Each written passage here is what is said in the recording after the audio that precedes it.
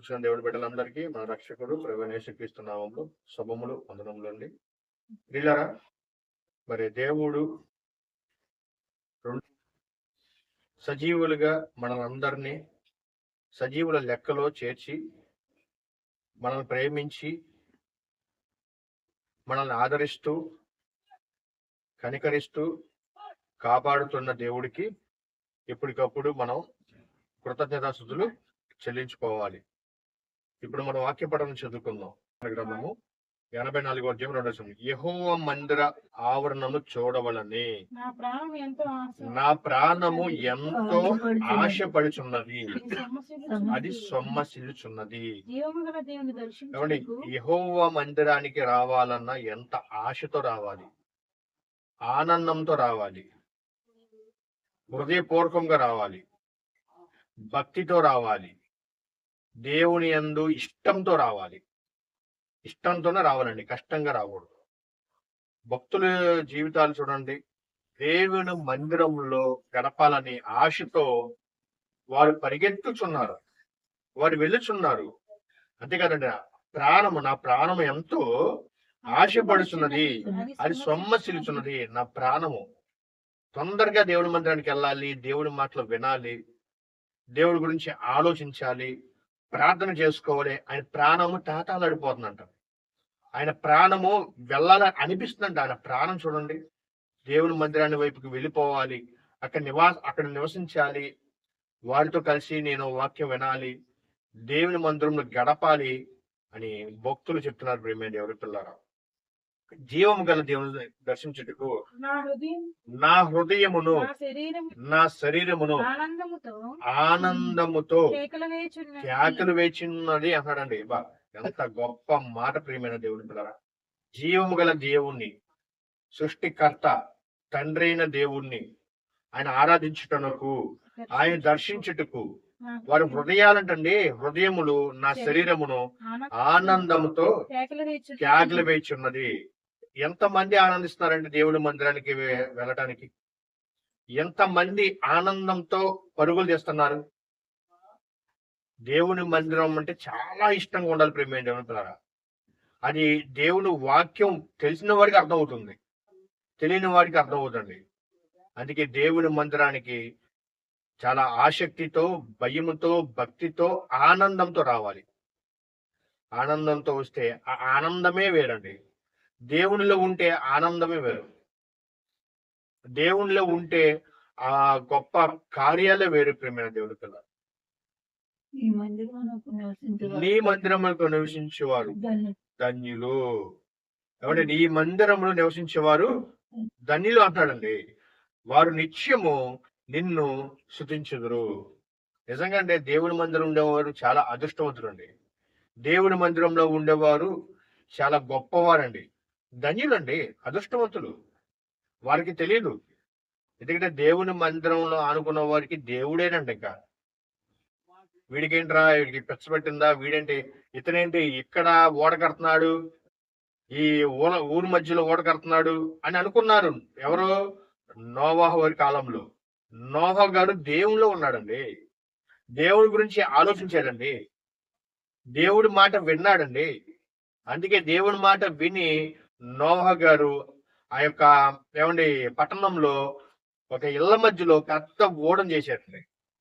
కింద ఉన్న వారు ఏమనుకున్నారు? వేరేవాడు ఇక్కడ ఓడ కడుతున్నావు ఏంటి, నీకేనా బుర్ర పని చేస్తుందా అని అనుకున్నారు. కానీ అక్కడికే జలప్రలయం వస్తుందని ఆనాడు ప్రజలకు తెలియదు. అక్కడికే వాటర్ వచ్చి ఆ యొక్క చేసిన ఓడ తేలిద్దన్న సంగతి వారికి తెలియదు. ఎవరో పిచ్చోళ్ళు అయిపోయారు? నోవాహు గారా, కిందన్నవారా? కిందన్నవారు బుద్ధిహీనులు, కిందన్నవారు తెలివి తక్కువ వారు, కిందన్నవారు దేవుని గురించి ఆలోచించిన వారు. అలాంటి వారు ఎవరిని దూషిస్తున్నారు? జీవము గల దేవుణ్ణి నమ్ముకున్న నోవాహు గారిని అంటున్నారండి. హేళన చేస్తున్నారు, ఎగతాళి చేస్తున్నారు. అప్పుడు ఏమైపోయారు? జలప్రలయం వచ్చింది, 40 రోజుల వర్షం, ప్రచండమైన వర్షం కురిసింది. ఏమైపోయిందండి? నోవాహు గారు ఉన్న కుటుంబం మాత్రము రక్షించబడింది. అంటే ప్రియమైన దేవుని పిల్లరా, దేవుని మందిరంలో ఉంటే చాలా ఆనందం ప్రియమైన దేవుని పిల్లరా. అది దేవుని మందిరంలో ఉన్నవాడికి తెలిసిద్ది, లోకంలో ఉన్నవాడికి ఏం తెలియదండి. వీడు పద్దాక బైబిల్ పట్టుకెళ్తాడు, వీడికి పని పాట లేదా, వీడంతసేపు దేవ మీటింగ్లు అంటాడు, లేకపోతే ప్రార్థనలు అంటాడు, లేకపోతే గృహ కూడికలు అంటారు, ఉన్న డబ్బులు ఖర్చు పెట్టేసుకుంటున్నారు అని లోకస్తులు మాట్లాడతారు. వాళ్ళకి తెలియదండి వారు కూడా ఎలాంటి వారు. ఆనాడు నోహ గారు కుటుంబంతో కలిసి ఓడను నిర్మించుకున్నాడు కదా, కింద ఉన్నారు కదా జనాలు, అలాంటి వారండి. వారికి తెలియదు. ఎవరికి? ఇలాంటి వారికి తెలియదు. దేవుళ్ళు ఆ రుచి చూసేవాడికి అర్థమవుద్ది.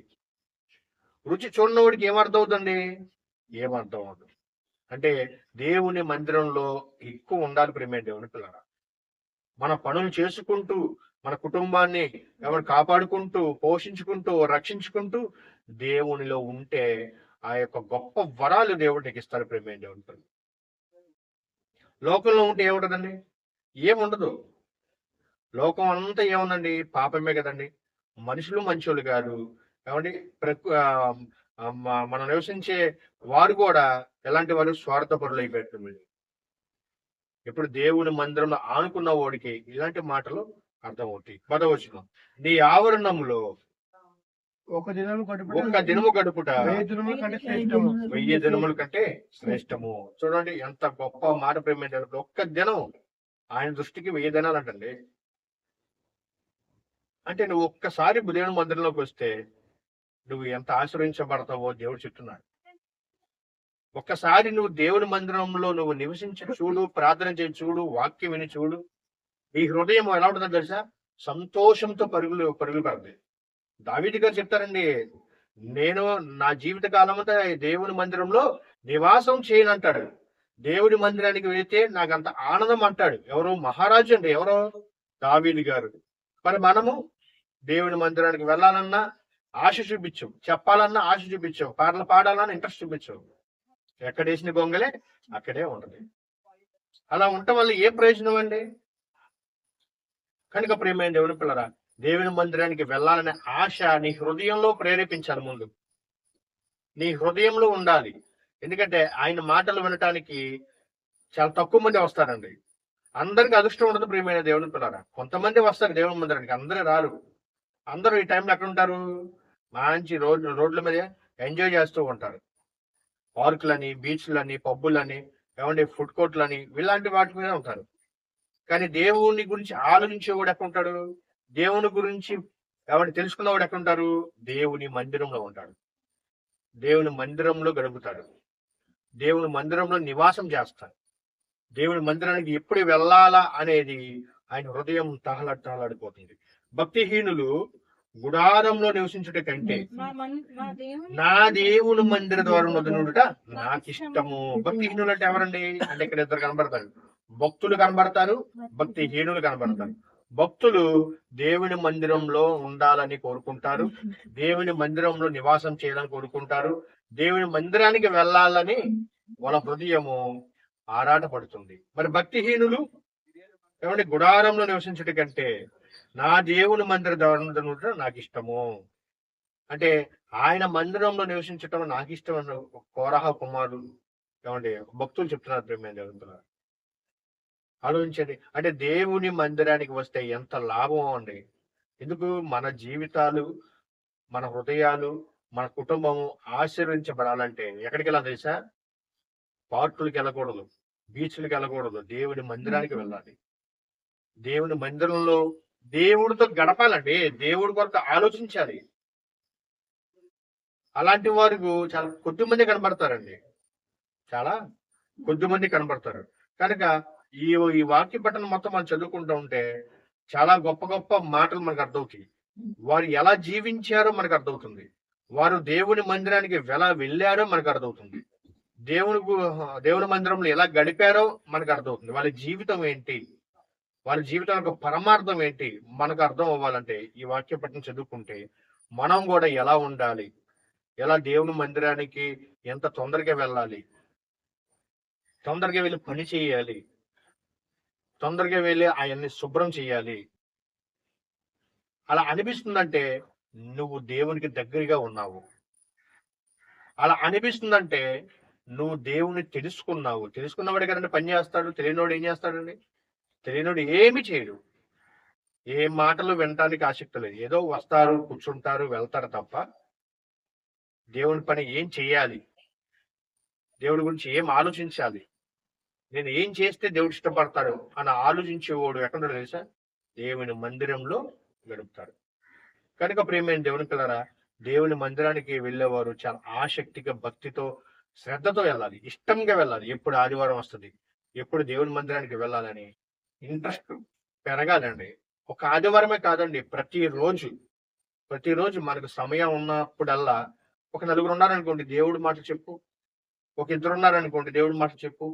అంతేగాని ముసలమ్మ ముచ్చట్లు గాని, లేకపోతే లోకంలో ఉన్న మాటలు ఎప్పుడు చెప్పకూడదండి. నీకు నోరు ఎందుకు ఇచ్చాడు? దేవుని మాటలు చెప్పడానికి నీకు నోరు ఇచ్చాడు. నీకు కళ్ళు ఎందుకు ఇచ్చాడు? వాక్యాన్ని చదివి అనేకులకి చెప్తాక నీకు కళ్ళు ఇచ్చాడు. నీకు కాళ్ళు ఎందుకు ఇచ్చాడు? సువార్త పనులు చేయటానికి కాళ్ళు ఇచ్చాడు. అనేక మందిని రక్షించటానికి నీకు అవయవాలు ఇచ్చాడు. అనేక మందిని దేవుళ్ళో నడిపించటానికి నీకు ఆయుష్నిస్తున్నాడు, ఆరోగ్యనిస్తున్నాడు, నేను కాపాడుతున్నాడు. అందుకే తండ్రి అయిన దేవుడు కొనొకడు నిద్రపోడు. ఎందుకు మనల్ని ప్రతిరోజు కాపాడుతుంది దేవుడు. ఓ పక్కన దుష్ట శక్తి ఉంటది, మరో పక్కన దైవ శక్తి ఉంటది. ఈ రెండు శక్తుల మధ్యలో మానవ ప్రపంచం ఉంది. ఇది హిస్టరీ అండి, ఎవరికి తెలియదు. ప్రపంచంలో ఏ పెద్ద పెద్ద ప్రొఫెషనల్ అడగండి, తెలీదు. ఎందుకు తెలియదు? వారికి సరైన జ్ఞానం లేదు. గొప్ప గొప్ప ప్రొఫెషనల్ చదువుకున్న వారు లెక్చర్స్ అడగండి, తెలియదు. మన రెండు దుష్టుల మధ్యలో, దైవశక్తుల మధ్యలో ఉన్నాం. ఒకటి దైవశక్తి, రెండు దుష్టశక్తి. దుష్టశక్తి ఏమో నిన్ను పాడు చేయాలని చూస్తుంది. నువ్వు దేవుడి మందిరానికి వెళ్లకుండా చేస్తుంది, నిన్ను దేవుడికి దూరంగా చేస్తుంది. ఎందుకు? వాడి సామ్రాజ్యానికి తీసుకువెళ్ళటానికి. వాడు ఎవడండి? అపవాది, సాతాను, ఘటసర్పము, క్రూరమృగము, కాబట్టి అబద్ధికుడు, కాబట్టి ఇంకా చాలా పేర్లు ఉన్నాయి. ధర్మ విరోధి. వీడేం చేస్తాడు? దేవుని సన్నిధికి వెళ్లకుండా చేస్తాడు. కానీ దైవశక్తి మాత్రము నిన్ను దేవుడి మందిరానికి వెళ్ళాలని, నడిపించాలని, నా గురించి తెలుసుకోవాలని ఎవరో ఒకరి ద్వారా, సువార్త చెప్పేవారి ద్వారా, లేకపోతే యూట్యూబ్ లో వాక్యం చెప్పేవారి ద్వారా నిన్ను నడిపిస్తుంది. కాబట్టి మనం ఏం చేస్తామండి? మనకి ఎంతసేపు ఏం చేస్తాం? ఎంటర్టైన్మెంట్ కావాలి. దేవుని వాక్యం ఉందనుకోండి, యూట్యూబ్ లో వస్తున్నారు, అది వినాం. డాన్స్ ఎవరైనా ఎంటర్టైన్మెంట్ ఉన్నాయా? అవి చూద్దాం. మరి కింద దేవుని వాక్యం వస్తుంది కదా ఫోన్లో, అది వినాం. అది వినాలని ప్రేరేపించదండి సాతాను గాడు. అదొద్దు, ఇది చూడు, అదొద్దు, ఇది చూడు అని వాడు ప్రేరేపిస్తాడు. కానీ దైవశక్తి మాత్రము ఇక్కడే ఉండు, ఇది విను, ఇది నీ బ్రతుకును మార్చుద్ది, నిన్ను రక్షిస్తుంది. ఈ వాక్యము నిన్ను రక్షిస్తుంది, ఈ వాక్యము నిన్ను కాపాడుతుంది, ఈ వాక్యము నీ కుటుంబాన్ని రక్షిస్తుంది. అంతే కదండి, దేవుని వాక్యము మనం రక్షిస్తుంది. వినుట వలన విశ్వాసం కలుగును, వినుట క్రీస్తు గురించిన మాట కలిగిన రోమపత్రిక ఉంటుంది. అంటే దేవుని మాట నిన్ను రక్షిస్తుంది, దేవుని మాట నిన్ను శిక్షిస్తుంది. ఒక్కోసారి శిక్షించేటప్పుడు లోబడాలి. దేవుడి వాక్యము నిన్ను పడిపోయిన వారు లేవనెత్తుంది. కానీ దేవుని మాటలు వినటానికి ఆసక్తితో పరుగులు తీసుకుని రావాలండి. ఎందుకంటే ఆయుష్కాలం చాలా చిన్నదే కదండి, కొంతసేపు కనబడి ఇంతలో మాయమైపోతున్నారు అన్నారు. ఆవిరివంటున్నాడు యాకోబు పత్రిక రాస్తుంది. అంటే ఈ చిన్న జీవితం దేవుడి కొరకు ఇచ్చేయాలండి. కుక్కలాగా పుడతారు, కాకిలాగా పుడతారు, ఇవన్నీ తప్పండి. చనిపోతే అసలైన బ్రతుకుందండి. ఆత్మ అంటే శరీరానికి చావులేదు. యోహాను సువార్తలో చదువుకున్నాం, ఆత్మే జీవించున్నది 3:16 చదువుకున్నాం. శరీరం కేవలం నిష్ప్రయోజనము. అంటే శరీరం గురించి ఎప్పుడు ఆలోచించకూడదండి. ఈ శరీరం గురించి ఆలోచించే వాళ్ళు దేవుని మందిరానికి రారు. ప్రియమైన శరీరం గురించి ఆలోచించే వాళ్ళు ఆత్మ గురించి అస్సలే ఆలోచించరు.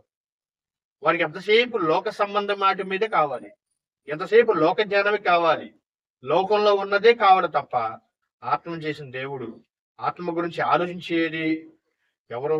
మనమే ఆలోచించాలండి. ఆలోచించాలంటే ఈ బైబిల్ ఉన్న మహాజ్ఞాన గ్రంథం చదివితే నీకు అర్థం అవుతుంది. అందుకే దేవుడు ఎప్పటికప్పుడు నిన్ను నీ హృదయాన్ని తలుపునంతా తడుచున్నానంటాడు. ప్రకటన గ్రంథం చూడండి ఒకసారి, 3వ అధ్యాయం 20 చూడండి. నేను అంటే తండ్రి అయిన దేవుడు తలుపునొద్ద, తలుపు అనగానే ఇప్పుడు మన కట్టుకున్న ఈ మందిరానికి ఒక తలుపు ఉంది. ఈ తలుపు కాదండి, ఏమండి? లేకపోతే నువ్వు కట్టుకున్న ఇంటిలో తలుపు కాదండి. నువ్వు పెద్ద పెద్ద మేడలు కట్టుకున్న ఆ తలుపు కాదు, మందిరాలకి ఎంట్రన్స్ ఉన్న తలుపు మాత్రం కాదండి. ఇదిగో నేను తలుపులో నిల్చుంది, తలుపు అనగానే నీ హృదయము తట్టుచున్నాను, నీ హృదయం తట్టుచున్నాను. ఎవడైనాను నా స్వరము విని, అంటే నా మాట విని, నా మాట విన్నవారు తలుపు తీసిన ఎడల నేను అతని యొద్దకు వచ్చి అతనితో నేనును, నాతో కూడా అతడును భోజనము చేదును. చూడండి ఎంత గొప్ప మాట, ప్రేమైన దేవుడు కదా. దేవుడేమో నీ దగ్గరికి రావాలని చూస్తున్నాడు, నువ్వేమో దెయ్యం గారి దగ్గరికి వెళ్తున్నావు. దేవుడేమో నీ మనస్సు, నీ హృదయాలు రావాలనుకున్నాడు. మనమేమో ఎక్కడికి వెళ్తున్నావు? స్నేహితులని, ఏమంటే పార్టీలు కానీ వాటికి వీటి మీద దృష్టి పెడుతున్నాం. కానీ దేవుడికి దూరం చేస్తున్నాడు. ఎవరో అపవాది గారు దేవుడికి దూరం చేస్తాడు. దేవునికి ఉన్న సంబంధాన్ని వాడు తెంచేస్తున్నాడు. దేవుడి వైపుకి వెళ్లకుండా వాడు అడ్డుకుంటున్నాడు నిన్ను. నువ్వు దేవుడు కుమారుడు. మనం అందరం ఎవరమండి? ఒక తండ్రికి పుట్టిన కుమారులు కుమార్తెలు మనం అందరం. అంటే దేవుని పిల్లలు మనం. దేవుని పిల్లలమైన మనల్ని వాడు మధ్యలో జూరి ఏం చేశాడు తెలుసా? అటు దేవుడి దగ్గరికి వెళ్లకుండా, దేవుని మాటలు వినకుండా, దేవుడి గురించి ఆలోచించకుండా, దేవుని మందిరానికి వెళ్లకుండా వీడు అడ్డుకట్టేసేసి మనుషులందరినీ వాడి సామ్రాజ్యానికి చేసుకున్నాడు. ప్రేమ దేవుడు వాడి వశంలో పెట్టుకున్నాడు. అందుకే వాడికి ఒక మాట ఉన్నది, ఏమండి, గర్జించు సింహం వలె ఎవరిని మింగునా అని వెతకుచు అటు ఇటు తిరుగుచున్నాడు. ఏమండి, ఎవరిని మింగుతున్నా అంటే వాడికి కావాల్సింది శవం కావాలా, శరీరాలతో ఉన్న మానవులు కావాలా? ఆలోచించండి. చనిపోయిన వారితో వాడికి పని లేదండి. సజీవులుగా ఉన్న వారితోనే వాడికి పని. ఎవరికి? అపవాది. అంతే కదండి, బతుకున్న వారికే కదండి వాడు కోరుకున్నది. బ్రతుకున్న వారి హృదయాలకు దూరిపోయి వాడు ఏం చేస్తాడు తెలుసా? ఇగో దేవునికి దూరంగా చేస్తాడండి. దేవుని మందిరానికి వెళ్లకుండా చేస్తాడండి. దేవుడి గురించి ఆలోచించక చేస్తాడండి. కనుక ప్రియమైన దేవుని పిల్లరా, ఆలోచించండి. దేవుడేమో నీ దగ్గరికి రావాలనుకుంటున్నాడు, మనమేమో దేవునికి దూరంగా బ్రతుకుతున్నాం. దేవుడేమో తలుపు తట్టి నీ స్వరము, ఏమండి, తలుపునతో నిలుచుండి తడుచున్నాను, ఎవడైనా నా స్వరము విని తలుపు తీసిన ఎడల. ఆయన స్వరము వినాలంటే ఆయన నుంచి డైరెక్ట్ గా మనతో మాట్లాడాలి. ఎవరో ఒకరి ద్వారా, ఏదో ఒక సందర్భంలో, ఎక్కడో ఒక చోట దేవుడి ఒక పిలుపు నీకు వాక్యం అనే రూపంలో పిలువబడుతుంది. అప్పుడు మేమైపోవాలి? స్టడీ అయిపోవాలి. అమ్మో, ఈ వాక్యము నా గురించి అనుకుంటా, ఈ వాక్యము నన్ను ప్రేమించి దేవుడు నా గురించి చెప్పిస్తున్నాడు అని అనుకుంటా అని మనం ఏం చేయాలి? దేవుడికి ప్రార్థన చేసుకోవాలి. తండ్రి, ఈ వారం చేసిన తప్పులు అయితే క్షమించి తండ్రి, ఇక నేను ఎప్పుడు పాపిగా ఉండకుండా పరిశుద్ధుగా పవిత్రుడిగా నన్ను చేయి తండ్రి, నీ మాట, నీ స్వరము నా హృదయంలో ఉండేది చేయి తండ్రి అని మనం ప్రార్థన చేస్తే ఖచ్చితంగా నీ హృదయాలలో ఎవడుంటారు తెలుసా? తండ్రి అయిన దేవుడు ఉంటాడు. నీ హృదయంలో దేవుడు ఉన్నాడు అనుకోండి, అప్పుడే నువ్వు చదువుకున్న కోరా కుమ్మర్తలో భక్తులు గుర్తవుతారు. ఎందుకు తెలుసా? దేవుని మందిరానికి వెళ్ళటం చాలా వేగంతో పరిగెడతారు. దేవుని మందిరానికి చాలా తొందరగా వెళ్తారు. ఎందుకు? దేవుని మందిరాల్లో వెళ్ళేవారు మానవ హృదయంలో దేవుడు ఉంటేనే ఆ మందిరానికి వెళ్తారు. అర్థమేనండి? దేవుని మందిరంలోకి వెళ్ళేవారు మన హృదయాలలో ఎవరు ఉండాలి? దేవుడు ఉండాలి. దేవుడు ఉంటేనే కదండి మందిరానికి వెళ్ళేది. అపవాది కూడా ఉన్నాడు అనుకోండి, వాడు ఏం చేస్తాడు? చెడగొడతాడు, లోకం వైపు తిప్పుతాడు. అనేకులకి ఏదో ఒక, ఏమండి, ఎంటర్టైన్మెంట్ ఉంది కదండి. ఈరోజు ఎంటర్టైన్మెంట్ కరువే ఉందండి. ఎన్నో సందర్భాల్లో దేవుడు దూరం చేస్తాడు. కనుక దేవుడి గురించి ఆలోచించేవాడికి, దేవుడి మనసు అర్థమయ్యేవాడికి ఆ దేవుడి మందిరానికి వేగంగా వెళ్తాడు.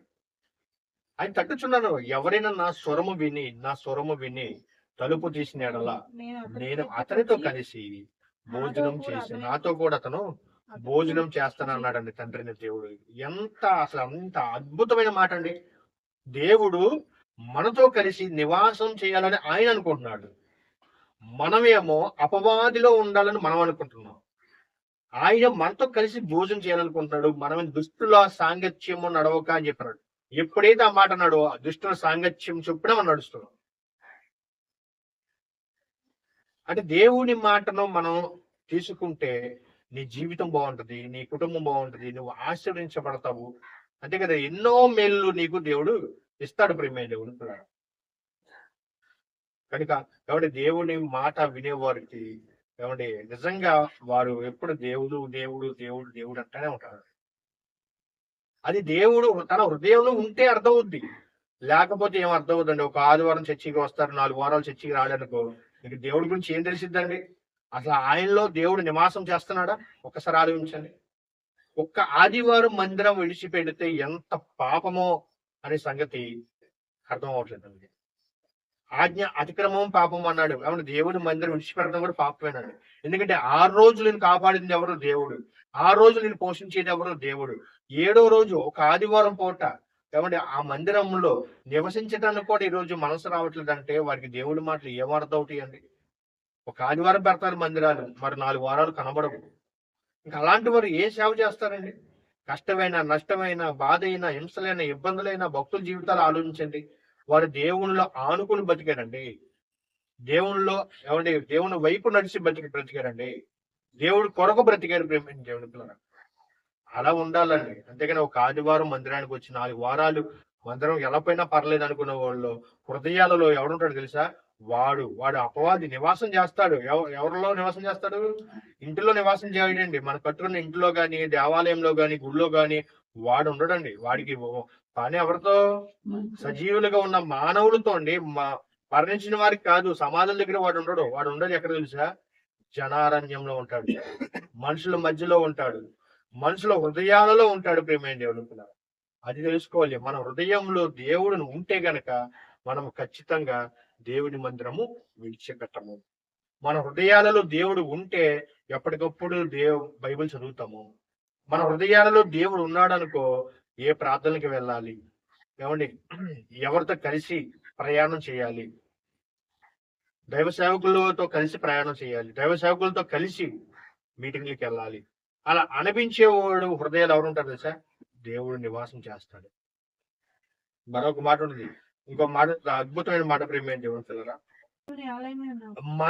మనం ఏంటంటే ప్రపంచ మనుషులందరూ మనము జీవం గల దేవుని ఆలయమే ఉన్నాము. అంటే ఎవరండి? క్రీస్తు కొరకు బ్రతికిన వారు, క్రీస్తు పాపక్షమాపణ నిమిత్తం బాప్తిసం తీసుకున్న వాళ్ళు జీవము గల దేవుని ఆలయమై ఉన్నాము. అందుకు దేవుడు ఇలా సెలవిస్తున్నాడు, నేను వారిలో నివసించి సంచరించును, నేను వారి దేవుడినై ఇందును, వారు నా ప్రజలై ఉందురు. కావున మీరు వారి మధ్య నుండి బయలువెళ్ళి ప్రత్యేకంగా ఉండి. అంటే మనలో ఎవరు నివాసం చేయాలనుకుంటారండి? తండ్రి అయిన దేవుడు. మనలో ఎవరు కోరుకుంటున్నారండి? తండ్రి అయిన దేవుడు. మన దేవుని వైపు చూడకపోయినా ఆయన మనం ప్రేమిస్తున్నాడు, కాపాడుతున్నాడు. దేవుడు నమ్మని వారికి వర్షం కురిపించేది తండ్రి అయిన దేవుడే, సూర్యుడిని ఉదిపించేది ఆయనే. ఈ సృష్టికర్త ఆయనేనండి. ఆయన కింద మనం ఉన్నాము. నమ్మిన వారిని దేవుడు ప్రేమిస్తున్నాడు, నమ్మని వారిని దేవుడు ప్రేమిస్తున్నాడు. కానీ ఆయన దీర్ఘ శాంతం గలవాడు. ప్రతి ఒక్కరు ఆయన దగ్గరికి రావాలని తండ్రి అయిన దేవుడు దీర్ఘ శాంతంతో ఎదురు చూస్తున్నాడు. ఎవరినో పోగొట్టుకోకూడదండి. ఆయన తండ్రి అయిన దేవుడు ఏ వ్యక్తి మరణించి పాతాళానికి వెళ్లకుండా ప్రతి ఒక్కరూ, వాడు క్రూరుడైనా, దుర్మార్గుడైనా, దుష్టుడైనా సరే వాడు మార్పు పొందుతాడేమో అని చెప్పేసి దేవుడు ఆయుష్కాలాన్ని ఇస్తున్నాడు, ఆరోగ్యాన్ని ఇస్తున్నాడు, కాపాడుతున్నాడు, క్షమిస్తున్నాడు. కాబట్టి ఆయన అన్ని ఇస్తున్నాడు. ప్రేమ దేవుని పిల్లగా, ఆయన ప్రతి ఒక్కరూ పరలోకం రావాలని ఎదురు చూస్తున్నాడు.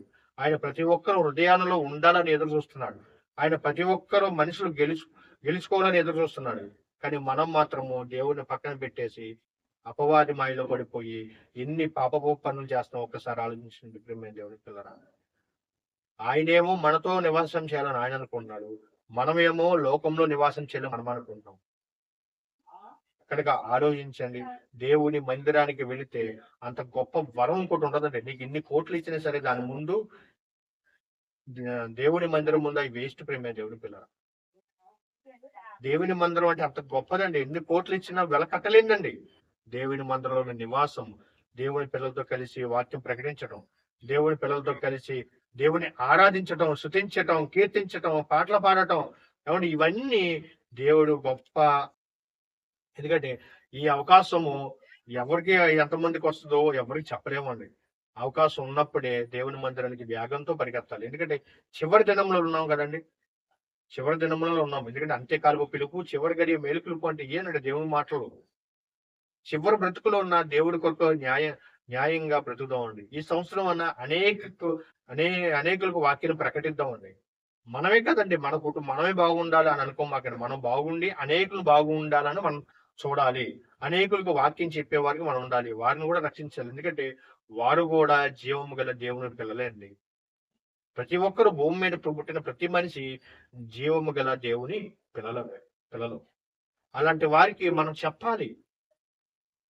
అందుకే కనుక ఆలోచన ప్రియమైన దేవుని పిల్లల మంచి నిర్ణయం తీసుకోండి.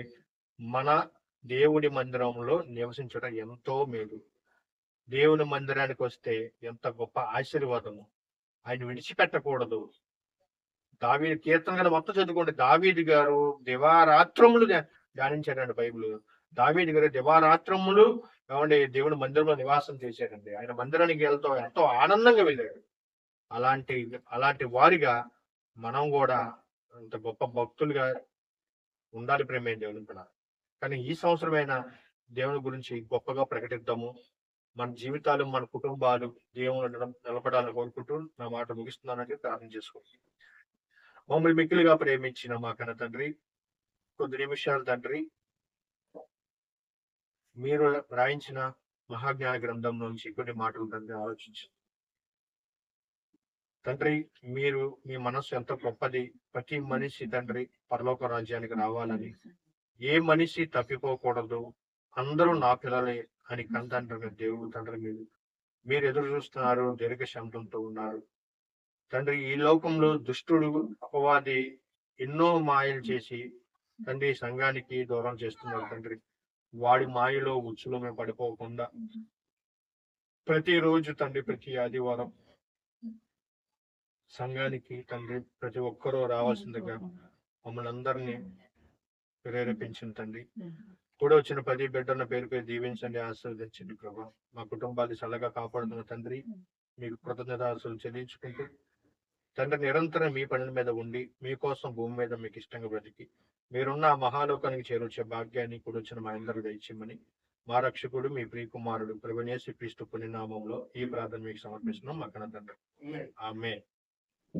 అందరికీ వందనాలండి.